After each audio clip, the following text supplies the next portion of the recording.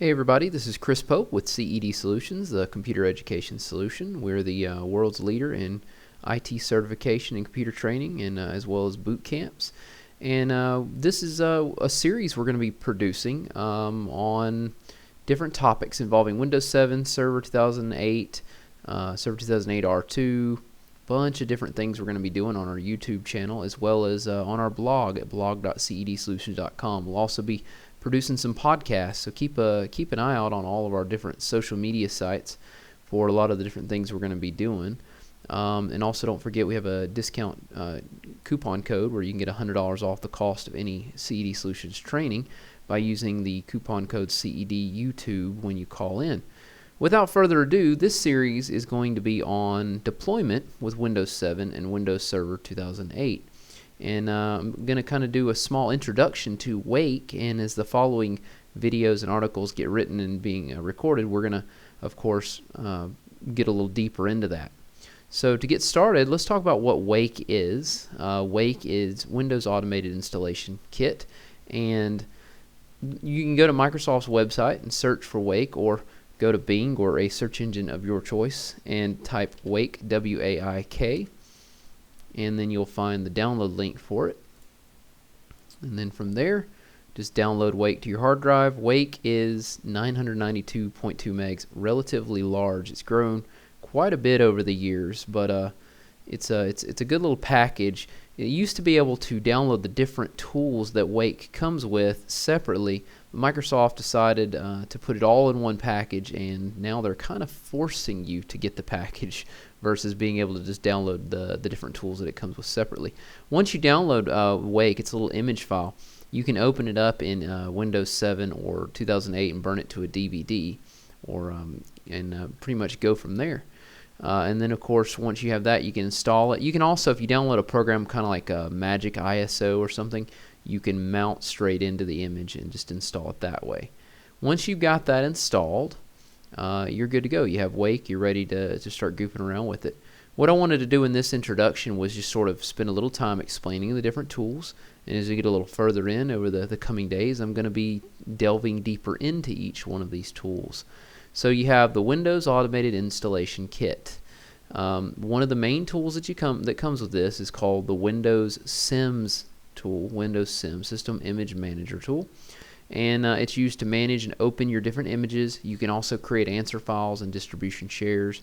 From an exam perspective, those people interested in 680 or 686 exam, the key point I always like to point out there is the word answer files. Those two words, Windows SIM answer files, is one of the major reasons why you have this tool.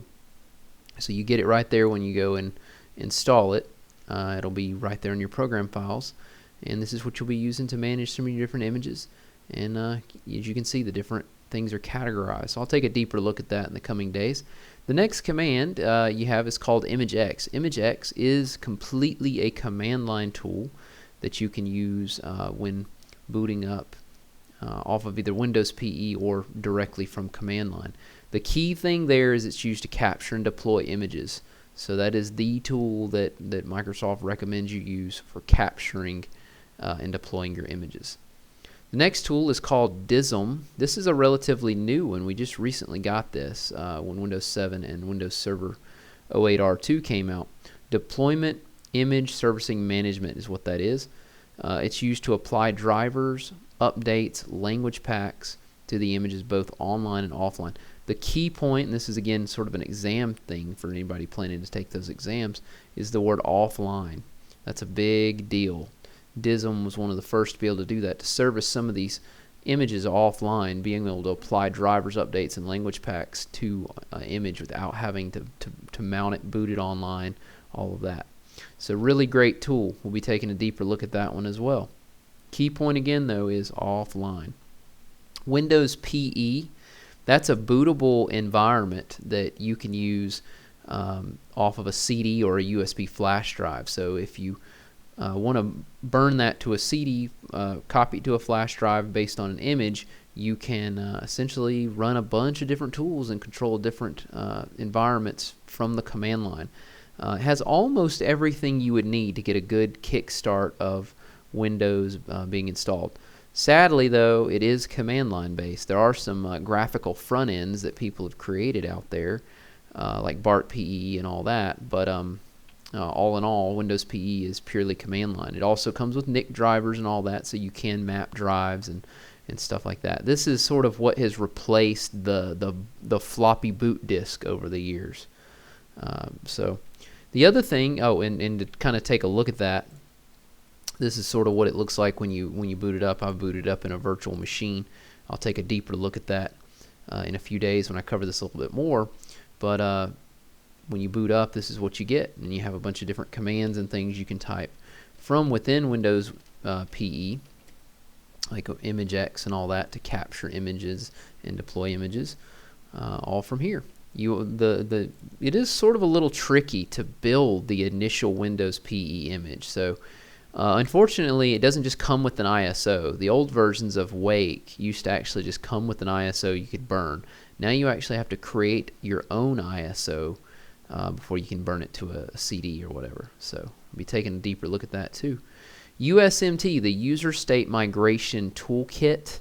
This is another one that is a command line tool. A lot of people might be familiar with the what's called WET, the Windows Easy Transfer Wizard, which you get within Windows to transfer your profile information from one operating system to another if you need to. Well, this is the more advanced version of that idea.